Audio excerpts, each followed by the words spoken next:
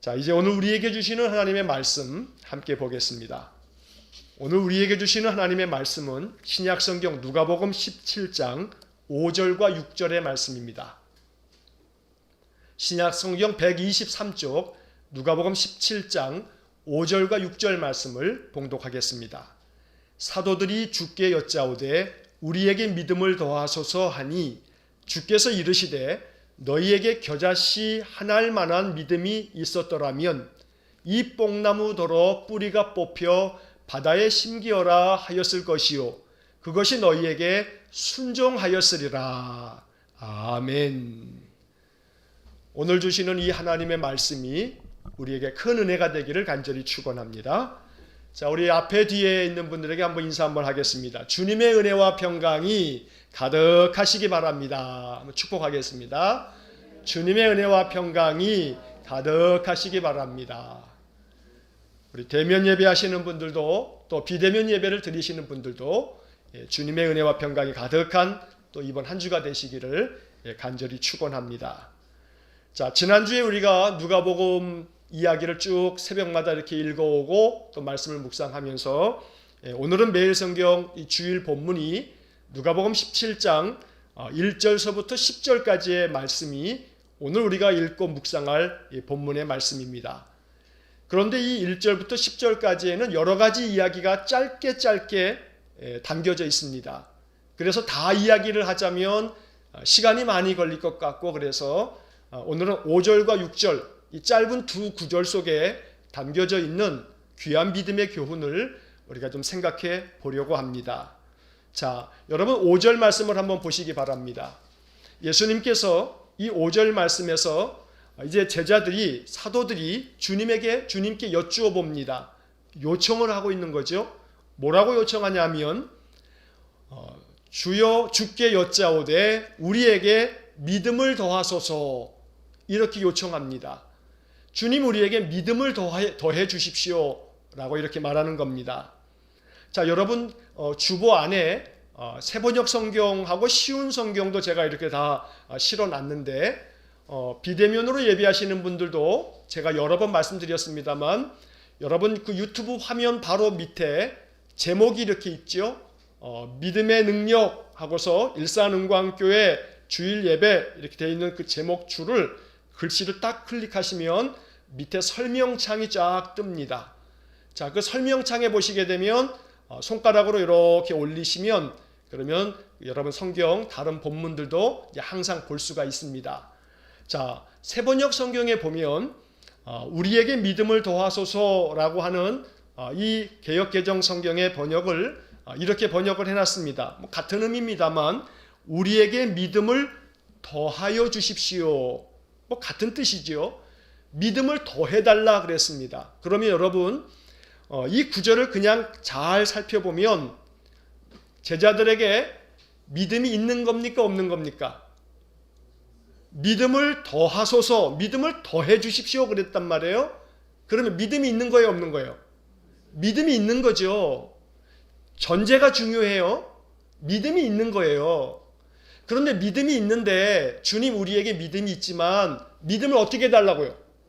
더해달라고요. 플러스 덧붙여 주십시오. 더 주십시오 믿음을. 그래서 영어 성경 이 번역들을 보게 되면 increase our faith 우리의 믿음을 increase 증가시켜 달라. 더 늘어나게 해달라. 이렇게 번역을 해놨어요. 믿음을 더해 주십시오. 이렇게 제자들이 주님께 요청을 한단 말입니다. 자, 믿음을 더해달라라고 하는 이 이야기 속에서 지금 말씀드린 것처럼 믿음이 없는 게 아니란 말이에요. 믿음이 있지만 믿음을 더 증가시켜 주십시오. 더 큰 믿음을 주십시오. 이렇게 요청하고 있다는 것입니다. 자, 여러분 이 제자들의 이 한마디 요청을 가만히 묵상하면 이런 생각을 우리가 할 수가 있습니다. 제자들이 지금 무슨 고민하고 있어요? 믿음에 대한 고민을 하고 있어요. 자기들의 믿음이 더 커지기를 바라는 마음이 있단 말이에요. 믿음을 증가시켜 주십시오. 믿음을 좀 더해 주십시오. 라고 하는 이 제자들의 이 한마디 이야기 속에서 우리는 제자들이 지금 자기들의 믿음에 대해서 고민하고 있구나, 믿음에 대한 생각을 하고 있구나 라고 하는 점을 먼저 발견하셔야 돼요. 그리고 이것을 생각할 때 우리 자신을 비추어 보면서 항상 성경은, 또 우리가 말씀 생활을 한다는 것은 말씀을 가지고 나를 이렇게 들여다보는 겁니다. 그래서 성경은 뭐라고 하냐면, 성경은 우리의 영을 항상 살펴보는 거울이다 라고 말하는 겁니다. 거울이다. 우리가 매일 적어도 하루에 한 번 이상은 거울을 쳐다볼 겁니다. 아마도 오늘 이렇게 예배당에 나오시는 분들도 예배당에 나오시기 전에 세수도 하시고 또 씻고 난 내 옷을 입고 내 모습이 어떠한지 한번 얼굴들은 최소한 한 번씩은 이상은 보고 나오신단 말이에요. 자, 이처럼 우리의 외모만을 거울로 바라보는 것이 아니라 항상 내 마음과 내 영혼을 이 영혼의 거울인 말씀에다 이렇게 비추어 보는 겁니다. 그러면서 이 말씀이 나의 어떤 모습을 보게 하는지를 생각해 보는 겁니다. 자, 이 제자들의 이야기를 보십시오. 우리에게 믿음을 더하소서. 이 제자들의 믿음에 대한 고민을 보면서 우리는 생각해야 합니다. 우리를 바라보는 겁니다. 나에게는 어떤 생각, 어떤 고민이 있는가? 내가 주님 앞에 요청해야 될 것은 무엇인가? 주님께 내가 바라고 원해야 할 것이 무엇일까? 많이 있습니다만 여러분, 제자들처럼 이렇게 요청할 수 있기를 축복합니다. 주님, 나에게 믿음을 더해 주십시오. 더 큰 믿음이 되게 해 주십시오. 믿음을 증가시켜 주십시오. 이러한 소망과 이러한 마음의 바람을 가지고 주님 앞에 이렇게 우리가 요청할 수 있어야겠습니다. 나에게 믿음을 더해 주십시오. 이것이 우리의 바람이 되고 이 아침 주님을 향한 우리의 이 간절한 이 기원이 돼야 되겠다는 겁니다. 자, 신앙생활을 할 때 많은 성도님들이 이 고민을 합니다. 저는 목회를 하면서 여러분들에게 이 고민의 이야기를 들어왔습니다. 왜 나는 믿음이 제자리 걸음인지 모르겠어요. 목사님, 내가 믿음 생활을 참 오래 했음에도 불구하고 나는 믿음이 잘 자라지 않는 것 같아요. 이러한 이야기들을 종종 하십니다. 자, 여러분 안에도 아마 그런 고민이 또 있었을 거고 또 지금도 그런 고민이 있을지 모릅니다. 왜 항상 내 믿음은 제자리 걸음 같을까? 나의 믿음은 왜 이렇게 자라지 않는 걸까? 어떨 때는 내 믿음이 이전보다 더 퇴보가 된 것 같다. 믿음이 더 작아진 것 같다 하는 생각이 들 때도 있다는 겁니다. 그럴 때마다 오늘 이 본문 누가복음 17장 5절과 6절 말씀을 좀 펴셔서 이 말씀에 대한 오늘 설교를 여러분 기억하셔야 돼요. 그래서 내 믿음이 제자리 걸음인 것 같을 때, 내 믿음이 점점 오히려 더 약해지는 것 같을 때, 믿음에 대한 고민이 생길 때 이 누가복음 17장 5절과 6절이 어떠한 교훈의 말씀인지를 여러분 다시 한번 생각하시면서 마음의 위로가 되시기를 바라고 또 마음의 용기가 될 수 있기를 간절히 축원합니다. 자, 이 본문의 말씀은요, 여러분 주의해서 읽으셔야 돼요. 제가 지난 주중에 새벽에 이렇게 쭉 말씀을 나누면서도 몇 차례 그런 말씀을 드렸어요. 이 본문을 읽으실 때는 좀 주의하셔야 합니다. 이러한 이야기를 종종 드려요. 왜냐하면 번역상의 한계도 있고요. 직역을 하는 과정 속에서의 문제도 있고요. 또 이 본문의 말씀이 문자적으로 읽을 때 그 속의 의미를 이해하지 못하면 우리가 종종 이 문자적으로 표현되어져 있는 말씀 때문에 자칫하면 마음에 오해가 생길 수 있기 때문에 본문의 말씀을 주의해서 읽어야 합니다. 이 말씀은 이러한 뜻으로 해석해야 합니다. 라는 그런 말씀을 제가 종종 드리지 않습니까? 자, 오늘 본문도 마찬가지입니다. 이 오늘 본문의 말씀도 주님께서 이렇게 대답합니다. 우리에게 믿음을 더해 주십시오 라고 제자들이 요청하자 주님 하시는 말씀이 6절에 주께서 이르시되 너희에게 겨자씨 하나일 만한 믿음이 있었더라면 이 뽕나무더러 뿌리가 뽑혀 바다에 심기어라 하였을 것이요 그것이 너희에게 순종하였으리라. 자, 이 말씀을 가만히 보면 예수님께서 제자들이 믿음을 더해달라고 이야기하고 있는데 너희들에게 겨자씨 하나일 만한 믿음이 있었더라면 이 뽕나무더러 뽑혀서 뿌리까지 뽑혀서 바다에 심기어라 그러면 그것이 그 뽕나무가 너희에게 순종했을 거다. 지금 이렇게 말씀하세요. 자, 그러면 이 6절 말씀을 읽을 때 우리가 오해하기 쉬운 것은 뭐냐면 너희에게 겨자씨 한 알만한 믿음이 있었더라면 바로 이 문장입니다. 이 문장만 보면 제자들에게 겨자씨 한 알만한 믿음이 있다는 겁니까? 없다는 겁니까? 있다는 거예요? 없다는 거예요? 없다는 것처럼 들리죠? 가정법으로 쓰여 있기 때문에 그래요. 더군다나 있었더라면 이 과거형처럼 써놨단 말이에요. 그러니까 너희에게 믿음이 있었더라면 너 지금 믿음 없잖아. 근데 너희들에게 만약에 믿음이 있었다면 뽕나무에게 명해서 뿌리가 뽑혀 바다에 심기어라 하면 그대로 순종했을 거다 라고 이렇게 이야기가 전개가 되는 겁니다. 그래서 이 본문의 말씀을 새번역 성경과 쉬운 성경이 나중에 번역을 하면서 여러분 주보의 새번역 성경과 쉬운 성경을 한번 보십시오. 그러면 이 주님의 말씀에 대한 번역이 어떻게 차이가 있는지를 볼 수가 있어요. 새번역 성경에 보니까 이렇게 돼 있죠. 주님께서 말씀하셨다. 너희에게 겨자씨 한 알만한 믿음이라도 있으면. 자, 먼저 개역 개정에서는 믿음이 있었더라면 이 부분이 새번역에서는 믿음이라도 있으면 이렇게 돼 있어요.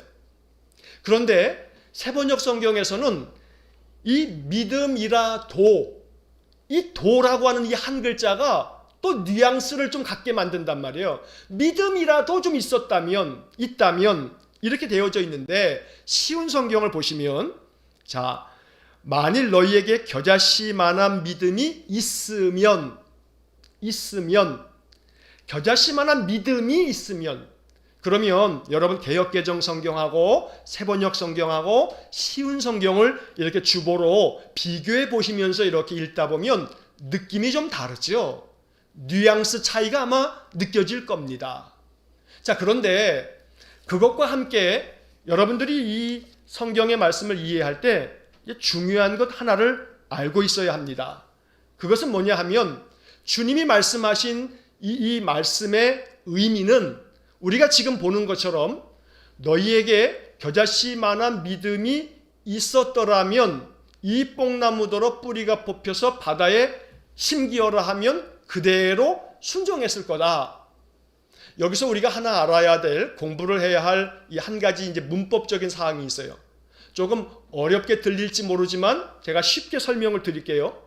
가정법이라고 하는 것은 만약 뭐뭐 하다면 이라고 하는 어떤 조건을 이야기하는 건데 이 헬라어 가정법에는 두 가지 의미를 내포하고 있어요. 첫 번째 의미는 뭐냐 하면 지금 우리가 이 말씀에서 보고 있는 것처럼 현재 사실에 반대되어지는 어떤 상황을, 그런 조건을 이야기할 때 가정법을 사용한단 말이에요. 첫 번째로는 예를 들면 이런 거죠. 나에게 100억이 있다면 나는 이러한 것을 살 거야. 이렇게 할 거야. 자, 이렇게 말한다면 그것은 현재 나에게 100억이 있다는 거예요, 없다는 거예요? 없다는 거죠. 나에게 100억이 있다면 나는 이러한 것을 할 거야. 이렇게 하겠어. 이것은 현재 사실에 반대되어지는 조건을 표현하는 겁니다. 그래서 일반적으로 오늘 본문의 말씀도 이 첫 번째 사항처럼 해석이 될 수가 있어요. 믿음이 겨자씨만한 믿음도 없다 보니 지금 현재 믿음이 없다라고 하는 이 상황에 대해서 만약에 겨자씨만한 믿음이라도 있다면 이렇게 해석을 하다 보게 되면 현재 내가 믿음이 없다라고 하는 그러한 의미로 이 부분이 해석될 수 있다는 겁니다. 자, 그런데 이제 두 번째가 중요합니다. 자, 헬라어에서 가정법이 사용되어졌을 때 만약이라고 하는 단어가 사용되어지는 그런 문장은 이렇게도 해석이 되는 거예요. 두 번째 사실은 뭐냐면 현재에 따른 그런 어떤 조건을 표현할 때, 그러니까 현재 사실은 사실이에요. 근데 그것을 전제로 해서 이야기할 때 예를 들자면 이런 겁니다. 내가 그리스도인이라면 나는 신자답게 살아야 해. 자, 여러분 잘 보세요. 내가 그리스도인이라면 나는 신자다워야 해. 내 얘기가 아니라 상대방에게 한번 얘기해 보자고요. 당신이 그리스도인이라면 좀 신자다워야지. 그러면 그 사람이 그리스도인이에요, 아니에요? 그리스도인이죠. 그리스도인이라고 하는 그 현재 조건은 사실이란 말이에요. 그 현재 조건에 대해서 어떤 조건을 붙이는 거예요? 당신이 그리스도인이라면 신자답게 살아야 될 거 아니야? 이것은 그 사람이 그리스도인인데 더 신자답게 살라고 하는 그런 이야기를 좀 강하게 표현하는 거죠. 이렇게 어떤 사실을 보다 더 강하게 이야기할 때 이 사용되어지는 가정법이 지금 두 번째 사용되어지는 그런 경우입니다. 자, 다시 한번 정리해요. 첫 번째 가정법은 현재 사실에 반대되어지는 것을 이야기할 때, 다시 말해서 현재 내가 100억이 없어요. 그런데 내가 100억이 있다면 나는 무엇을 할 거야? 상대방에게 말할 때 당신에게 만약에 100억이 있다면 당신은 뭘 하실 겁니까? 이거는 첫 번째 가정법이에요. 현재 그것이 없어. 없는데 있다고 가정한다면 이렇게 가정법을 해석하는 방법이 하나가 있어요. 이 첫 번째 방법으로 본문을 해석하면 제자들에게 믿음이 없어서 주님이 너희들 겨자씨만한 믿음도 없느냐 이놈들아? 하고 책망하는 것으로 해석할 수 있단 말입니다. 근데 오늘 본문은 그렇게 해석하면 안 돼요. 오늘 본문은 첫 번째 가정법이 이야기하는 것처럼 너희들 겨자씨만한 믿음도 없느냐? 겨자씨만한 믿음이라도 있으면 아마 뽕나무도로 명하면 그게 바다에 심기워질 거야. 순종할 거야. 이렇게 말씀하신 것이 아니라 두 번째 가정법. 네가 그리스도인이라면 너 신자답게 살아야 돼. 라고 하는 네가 그리스도인이라고 하는 사실을 전제로 신자답게 살아야 된다는 것을 강조하기 위한 강조용법으로 가정법을 사용한다 이 말이에요. 자, 이해가 되시겠죠? 오늘 본문은 이 두 번째 이 문법으로 읽어야 되는 겁니다. 그래야 오해가 안 생겨요. 자, 제자들에게 믿음이 있어요. 제자들 자신도 알아요. 그래서 우리에게 믿음을 더하소서 이렇게 이야기하는 거예요. 그래서 제가 처음에 서두에서 이 말씀 드린 거죠. 제자들에게 믿음이 있습니까? 없습니까? 있단 말이에요. 있는데 그 믿음을 더해 주십시오 라고 주님께 요청하고 있는 거죠. 그런데 주님께서는 말씀하세요. 너희에게 겨자씨만한 믿음이 있지 않느냐. 그런데 그 믿음이 있다면 너희들에게 그 믿음이 있잖아. 자, 그 믿음이 겨자씨만하다 할지라도, 그래서 오늘 이 본문은 이렇게 이해하시면 다르게 이해하는 거예요. 제자들에게 말씀하세요. 너희들에게 겨자씨만한 믿음이 있지. 자, 그 겨자씨만한 믿음, 비록 그것이 겨자씨만한 믿음이라 할지라도 이렇게 읽으시는 거예요. 너희들이 지금 믿음을 더하여 달라고 나한테 요구했구나. 그런데 너희들이 말한 것처럼 너희들 믿음이 작다고 생각하지. 하지만 겨자씨만한 믿음이라고 할지라도, 그 작은 믿음이라 할지라도 겨자씨가 자라면 큰 믿음 되지 않느냐. 그래서 그 겨자씨가 자라면 큰 겨자나무가 되는 것처럼 너희들 비록 지금 작은 믿음이라 할지라도 그 겨자씨만한 작은 그 하나의 믿음이 뽕나무에게 명해서 뿌리째 뽑혀서 바다에 심기어라 하면 그대로 순종할 거다 라고 말하고 있는 겁니다. 자, 내용은 간단해요. 오늘은 두 구절을 얘기하는 거기 때문에 굉장히 짧아요. 자, 이 이야기를 여러분 이렇게 이제 정리를 합니다. 우리에게 믿음이 작아요. 우리가 믿음이 없어요. 그래서 자꾸 믿음에 대한 고민을 해요. 믿음이 제자리걸음을 하는 것 같아서 마음이 안타까울 때도 있어요. 내 믿음이 예전보다 더 작아지는 것 같아서 고민스럽기도 해요. 자, 그러나 전제가 있어요.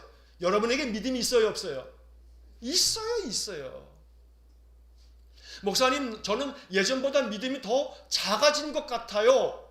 그러면 작아진 것 같다라고 하는 것은 내 느낌인데 주님은 말씀하시길, 그래, 믿음이 작아진 것 같냐? 그런데 중요한 사실 하나는, 그래, 그것을 그냥 인정한다고 치자. 너 안에 믿음이 있냐 없냐? 믿음이 있죠. 믿음이 있지만 예전보다 더 작아진 것 같아요 라고 우리는 되묻겠지만, 중요한 대전제는 나에게 겨자씨만큼의 작은 믿음이라 할지라도 믿음이 있어요, 없어요? 있단 말이에요. 있단 말이에요. 그러면 이 말씀을 저는 이렇게 해석하고 싶습니다. 겨자씨만한 믿음이라도 충분하다. 겨자씨만한 믿음이라도 충분하다. 믿음이 작다고 고민할 거 없어요. 그 고민이 바울이 이야기한 것처럼, 바울이 뭐라고 얘기하냐면 그리스도를 아는 것과 또 우리가 믿는 것에 있어서 장성한 분량에 이르도록, 그리스도의 그 장성한 분량에 이르기를 바라는 그 바울의 마음이 에베소서에 담겨져 있는데, 그처럼 내 믿음이 더욱더 성장하고 믿음의 진보를 이루고 믿음이 더 성숙되어지는 것을 바라는 마음은 알겠어요. 그 마음은 소중한 마음이에요. 그러나 한 가지 중요한 사실은 겨자씨 한 알만큼의 믿음이라 할지라도, 작은 믿음이라 할지라도 내 안에 그 작은 믿음이 있다.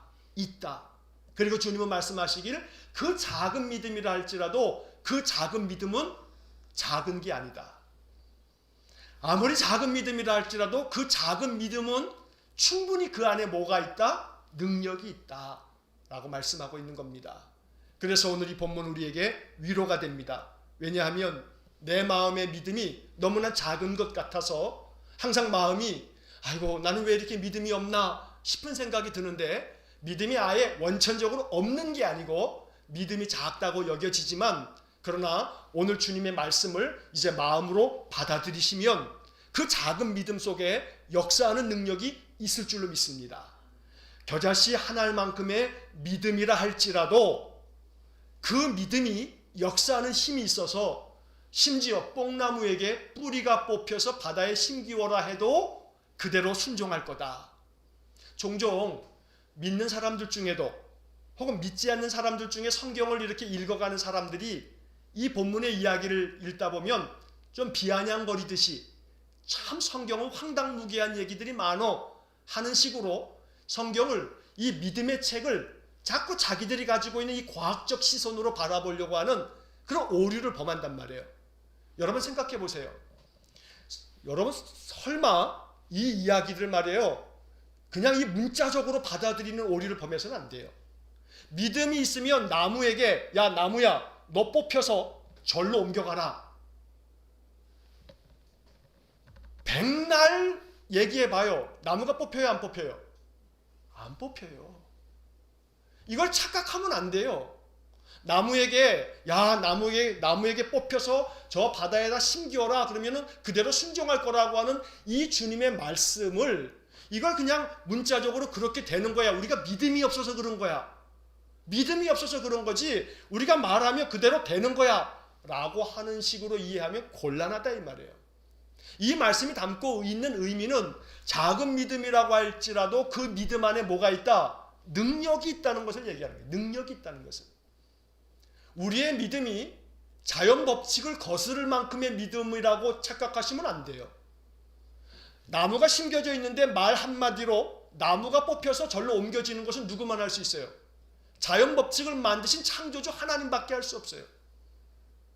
우리가 한마디로 했다고 자연 법칙이 거스러지는 일은 있을 수 없다 이 말이에요. 다만 한 가지, 주님이 이렇게 강조적인 용법으로 말씀하시는 것은 뭐냐면 겨자씨 한 알만한 작은 믿음이라 할지라도 그 믿음은 놀라운 힘을 발휘한다. 믿음에는 능력이 있는 거다 라고 말씀하고 있는 겁니다. 그래서 오늘 이 본문의 이야기를 통해서 우리가 마음 가운데 깨달아야 할 중요한 사실은 내 안에 작은 믿음이라도, 겨자씨 한 알만한 믿음이라도 내게 믿음이 있다. 비록 그 믿음이 작게 여겨져서 자꾸 고민이고 믿음이 제자리 걸음을 하는 것 같아서 안타까운 마음을 가지고 있지만, 예수님은 그 믿음의 크기를 논하는 게 아니고 믿음을 더해 주십시오라고 하는 것은 믿음의 분량을 얘기하는 거 아닙니까? 그런데 예수님은 믿음의 크기, 믿음의 분량에 대한 이야기를 하시지 아니하고 믿음의 질을 얘기하는 거예요. 믿음의 질. 믿음의 양을 얘기하는 것이 아니고, 비록 너희들의 믿음이 겨자씨 한 알만한 작은 믿음이라 할지라도 이걸 알아야 돼. 그 작은 믿음에도 뭐가 있다? 능력이 있다. 능력이 있다. 능력이 있다. 자, 여러분, 어린 아기가 있어요. 이제 뭐 한 돌 지나고 두 돌, 세 돌 지나면 이제 자기가 이제 먹겠다 하죠. 그래서 자기가 숟갈로 퍼 먹어요. 자, 그러면 생각해 보세요. 어린아이가 먹는 양이 많아요, 적어요? 적어요. 뭐 아이들 한 공기라고 해야 뭐 조금이잖아요. 그런데 아주 큰 장년이, 우리 청년기에 있는 아이들이, 이 중고등학교 청년 시절의 아이들이 얼마나 많이 먹어요? 어마어마하게 먹거든요. 뭐 먹고 나서도 뒤돌아서면 뭐라 그래요? 배고파요 그런단 말이에요. 자, 그런데 여러분, 어린아이가 먹는 양이 작아도요, 그 작은 양으로 이 어린아이는 충분히 살아요. 그죠? 어린아이를 기준으로 하셔야 돼요. 그 아이가 저거 먹어서 어떻게 사나 싶지만 그 아이는 그거 먹고 충분히 살아요. 그런데 큰 아이가 어린아이 같은 그거 먹으면 돼요, 안 돼요? 그럼 양이 안 차고요, 힘이 딸려서 못 살아요. 큰 아이는 큰 걸 먹어야 돼요.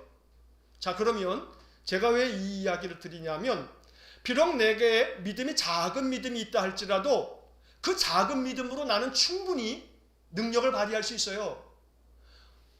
어린 아기가 조그만 음식을 먹어도 그 조그만 음식이 그 아이에게는 충분한 에너지가 된다 이 말이에요. 그러니까 내게 믿음이 작은 믿음, 겨자씨 하나일 만한 믿음이 있다 할지라도 그 작은 믿음이라도 어떠하다? 충분하다. 충분하다. 이 전제를 가지고 계셔야 돼요. 그리고 그 믿음이 뭐가 있다?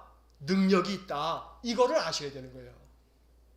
겨자씨 하나일 만한 작은 믿음이어도 그 믿음 안에 뭐가 있다? 능력이 있다. 그러니까 예수님이 제자들에게 이야기하신 것은, 너희들 믿음이 작다고 고민하는구나. 믿음이 적기 때문에 믿음을 더해달라고 너희들 요청하고 있구나. 그러니 너희들 알아야 돼. 너희들 스스로 생각하기를 너희들의 믿음이 겨자씨 하나일 만한 믿음인 것처럼, 믿음이 굉장히 작은 것처럼 여기기 때문에 고민하는 거 아니겠니? 그런데 겨자씨 하나일 만한 믿음이라도 그 믿음 안에는 능력이 있다 라고 주님께서 가르쳐 주시는 겁니다. 이것이 우리에게 복음입니다. 여러분, 믿음 작다고 낙심하지 마십시오. 중요한 것은 믿음의 크기의 문제가 아니고 내 작은 믿음에도 역사하는 능력이 있지요. 주님, 난 그건 믿어요 라고 선포하는 겁니다. 비록 내 믿음이 작다 할지라도 내 작은 믿음 속에 역사하는 능력이 있음을 내가 알아요. 내가 믿습니다. 이렇게 선포하고 고백하는 겁니다. 이게 오늘 본문의 초점입니다. 자, 그래서 오늘 우리가 생각해야 할 것은, 예수님께서 말씀하신 이 말씀을 통해서 우리는 이러한 생각을 가져야 합니다. 자, 첫째, 겨자씨 하나일 만한 작은 믿음이라 할지라도 비록 그 믿음이 작아도 불가능해 보이는 일들을 가능케 하는 데는 충분하다. 그래서 제가 아까 어린 아기의 이야기를 드리는 겁니다. 어린 아기가 그저 손바닥만큼 작은 걸 먹어도요, 그걸로 충분히 그 아이가 하루를 살 수 있는, 또 그 한순간을 지낼 수 있는 것에 충분한 것처럼, 비록 작은 믿음이라 할지라도 불가능해 보이는 일들을 가능하게 만드는 데는 충분하다라고 하는 것을 우리가 믿음으로 받아들여야 되는 거예요. 이게 주님의 말씀이거든요. 그러니까 내 생각을 가지고 주님의 이 말씀을 제한해서는 안 돼요. 내가 가지고 있는 이 가치관과 내 생각을 가지고, 내가 알고 있는 이 얕은 지식을 가지고 주님이 이렇게 말씀하셨는데, 에이, 그래도 주님, 믿음이 좀 커야 큰 능력이 나타나는 거죠 라고 말할 수 있을지 모르지만 그렇지 않다 이 말이에요. 작은 믿음이라 할지라도 그 믿음 안에 능력이 있다는 사실을 우리가 인정하고 또 믿으면, 고백하면 그 속에서 역사가 일어난다는 겁니다. 자, 두 번째로 이 본문의 말씀에서 예수님께서 하시는 이 이야기 속에 중요한 교훈이 하나 담겨 있어요. 그것은 6절 하반절에 나오는 이야기입니다. 6절 하반절에서 예수님께서 이렇게 말씀하시죠. 그것이 너희에게 뭐 했을 거라고요? 순종하였을 것이다. 순종하였으리라. 자, 여기서 이 순종이라고 하는 단어가 대단히 중요합니다. 지금 믿음을 더하여 달라고 얘기했는데, 주님은 겨자씨만한 믿음이라도 너희들에게 있으면, 너희들에게 겨자씨만한 믿음이 있지 않니? 그러니 겨자씨만한 믿음이라고 할지라도 그 믿음을 가지고 뭐하면? 명하면 너희들이 그 믿음을 가지고 이렇게 바다에 심기어라 라고 이렇게 말하면, 명하면, 그러면 그것이 너희에게 순종하였으리라. 결국 이 말씀은 우리 자신에게 선포되어져야 할 말씀입니다. 여러분, 뽕나무에게 뽑혀서 바다에 심기우라고 하시지 마시고, 이 뽕나무가 누구여야 하냐면 나. 오늘 본문에서 바라봐야 할 이 뽕나무는 누구냐면, 어떤 누구를 이야기하는 거냐면 나를 얘기하는 거예요. 나를. 너희들은 믿음이 겨자씨만한 작은 믿음이라고 여기지만 뽕나무 같은 너 자신에게 명하기를, 야 뽕나무야, 뽑혀서 바다에 심기어라 하면 그대로 순종했을 거다. 이 뽕나무는 나 자신. 작은 믿음이라 할지라도 그 믿음을 가지고 나 자신에게 선포하는 겁니다. 연약한 내 자신이 내가 가지고 있는 이 터전, 이 뿌리를 여기서 뽑혀서 바다에 심기어라 옮겨진다면, 그렇게 명하면 순종할 거다. 오늘 믿음을 가지고 선포해야 할 문제가 여기에 있는 겁니다. 나 자신에게 선포하세요. 내 마음 가운데 이 불안과 염려와 또 온갖 이 걱정과, 그리고 마음 가운데 이 번민과 괴로움의 땅에 내가 뿌리를 두고 있어요. 내 뿌리가 시냇가에 심겨져 있는 게 아니고 아주 척박한 사막에 심겨져 있어요.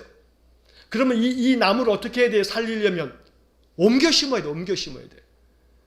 광야 메마른 땅에 나무가 심겨져 있다면 이 나무를 살리려면 나무를 옮겨 심어야 돼요. 어디에다가요? 시냇가가 있는 그 옆에다가, 시냇물이 흐르는 그 옆에다가 옮겨 심어야 돼요. 자, 그랬을 때 겨자씨 한 알만한 작은 믿음이라 할지라도 믿음 안에서 그 작은 믿음으로 선포하는 거예요. 어떻게 선포해요? 근심하고 걱정하고 염려하고 불안해하고 괴로워하고 있는 지금 나의 이 뿌리가 뽑혀서 소망으로 가득 찬 예수 그리스도에게로 옮겨 심겨져라 하고 선포하면 어떻게 된다고요? 내 마음의 믿음이, 내 마음속에 있는 이 생각들이 뭐 한다 그래요? 순종하리라. 오늘 이렇게 이 말씀을 이해하고 여러분 이 말씀을 활용할 수 있기를 축복합니다. 여러분 한 주간을 살아가는 동안에 어느 순간에는 괴로움이 더 마음을 막 짓눌러요. 막 마음이 답답해져요. 마음이 괴로워져요. 고민이 막 생기는데 그 고민이 막 죽을 것만 같아요. 지금 내 영혼이, 내 마음의 그 주변의 땅이 어떻게 돼 있는 거예요? 메말라 가고 있는 거예요. 척박한 땅이 돼버린 거예요. 그러면 내 이 심령의 나무를 어떻게 해야 돼요? 옮겨 심어야 돼요. 옮겨 심을 때 어떻게 하면 되는 거예요? 선포하면 되는 거예요. 믿음을 가지고 아무리 작아도 관계없어요. 선포하면 되는 거예요. 거기서 뿌리가 뽑혀서 바다에 심겨져라 하면 순종할 거다. 그러니까 내 마음에 이 마음의 뿌리가 괴로움의 그 터전에 심겨져 있다면 명하는 거예요. 거기서 뽑혀서 예수 그리스도에게로 소망의 땅으로 옮겨 심겨져라 하고 선포하면 그대로 순종하리라. 그대로 될 것이다. 오늘 이 말씀을 가지고, 이 믿음을 가지고 우리들의 마음속에 선포하는 그러한 믿음 있어지기를 축복합니다. 그러면서 마음 가운데 믿어야 합니다. 믿음은 우리에게 너무나 큰 축복입니다. 믿음의 능력을 우리가 알아야 합니다. 여러분, 말씀을 마치기 전에 이제 두 가지만을 말씀드리고 이야기를 정리하려 합니다. 여러분, 믿음의 능력을 아셔야 되는데 믿음에는 많은 능력을 갖고 있어요. 그 성경에 많이 나와요. 그런데 오늘 이 말씀을 정리하면서 두 가지를 이야기를 드리려 합니다. 첫째, 믿음은 어떤 능력을 가지고 있냐면 우리 안에 용기를 만들어 줍니다. 용기를 만들어 줘요. 그래서 오늘 이 본문을 묵상하시면서 여러분들이 이렇게 기도할 수 있어야 합니다. 주님, 내가 비록 겨자씨만한 작은 믿음, 아니 그보다 작은 믿음이긴 하지만 이 믿음 안에 능력이 있음을 믿습니다 하고 선포하셔야 되는 거예요. 그리고 그 믿음이 나에게 용기를 만들어낼 수 있기를 원합니다 하고 기도하십시오. 믿음은 용기를 만들어냅니다. 그 용기는 우리로 하여금 담대하게 만들어줍니다. 용기가 필요합니다. 인생을 살아가는 동안에 정말로 필요한 것은 용기입니다. 그 용기로 말미암아 어떤 것도 두려워하지 않는 마음이 우리에게 필요한 겁니다. 대표적으로 한 예를 들자면 다윗. 골리앗 앞에 서 있는 다윗. 골리앗 앞에서 사울 왕과 이스라엘의 모든 군대가 벌벌 떨고 있지만 다윗은 만군의 여호와 하나님이 나와 함께 계신다는 믿음을 가지고 그 믿음이 있다 보니 마음속에 뭐가 생겨요? 용기가 생기는 거예요. 용기가. 내 앞에 있는 것이 어떤 문제라 할지라도, 어떤 어려움이라 할지라도 문제는 그 앞에 있는 어려움이 문제가 아니고 내 안에 용기가 부족한 게 이게 문제입니다. 그래서 내 안에 용기가 만들어지고 용기가 솟아나기 위해서 믿음이 내 안에 부어져야겠다. 믿음의 역사가 내 안에 있으면 나는 충분히 용기 있는 마음으로 인생을 살아갈 수 있다. 이것을 잊지 마시기 바랍니다. 둘째로 믿음은 지혜를 만들어냅니다. 믿음이 만들어내는 지혜를 소망하시고 기도하셔야 합니다. 주님, 나에게 믿음을 주셨으니 이 믿음이 끊임없이 내 안에 지혜를 만들어내게 해주십시오. 이게 필요합니다. 그래서 이 지혜는 우리로 하여금 어떤 상황 속에서도 내가 어떻게 해야 할지를 가장 지혜롭게 판단할 줄 아는 능력이 됩니다. 그래서 인생을 살아가는 동안에 우리에게 정말로 필요한 두 가지는 용기와 지혜다. 용기와 지혜다. 이것은 믿음이 만들어내는 믿음의 능력이다 라는 것을 잊지 말아야 합니다. 그래서 오늘 이 말씀을 이제 정리합니다. 제자들이 주님께 요청합니다. 주님, 우리에게 믿음을 더하여 주십시오. 이러한 이 요청이 우리 안에 늘 있어야 합니다. 믿음을 더하여 달라는 그러한 이 간절한 바람은 참 아름다운 그런 자세입니다. 믿음을 더해 주십시오. 자, 그러면서 동시에 우리가 가져야 할 깊은 깨달음이 있습니다. 내 안에 믿음이 있다. 그 믿음이 비록 겨자씨 하나만한 작은 믿음이라 할지라도 그 작은 믿음 안에도 뭐가 있다고요? 능력이 있다고요. 믿음의 능력이 있음을 우리가 알아야 됩니다. 작은 믿음에도 능력이 있습니다. 작은 믿음에도 능력이 있습니다. 그러므로 작은 믿음에도 능력이 있다는 사실을 알아야 돼요. 큰 믿음만 능력이 있는 게 아니에요. 나는 저 사람보다 믿음이 작기 때문에 나는 능력이 없네 하시면 안 돼요. 작은 믿음이라 할지라도 능력이 있는 거예요. 이것을 분명하게 알고 그 믿음의 능력은 내 안에서 용기를 만들어내고 지혜를 만들어낸다라는 사실을 알아야 됩니다.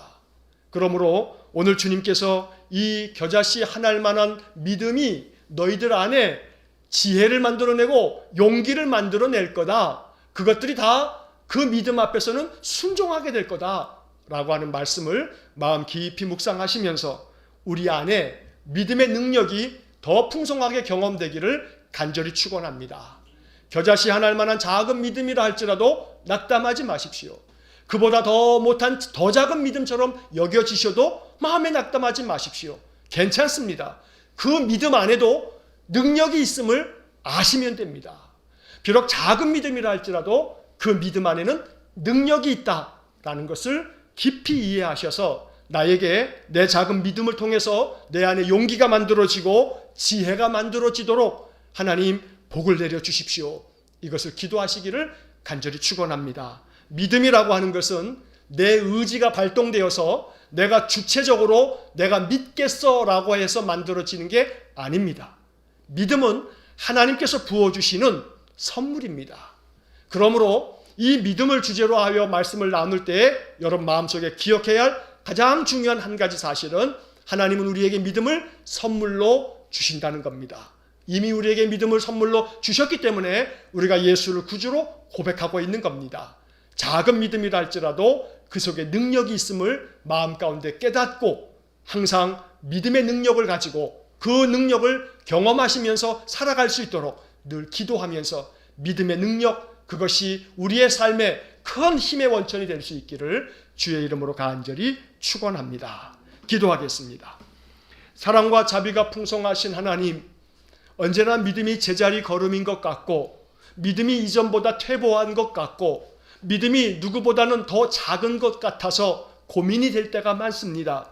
그러나 오늘 본문의 말씀을 통해서 우리를 위로하여 주시고 우리에게 새로운 빛을 보여주시니 감사합니다.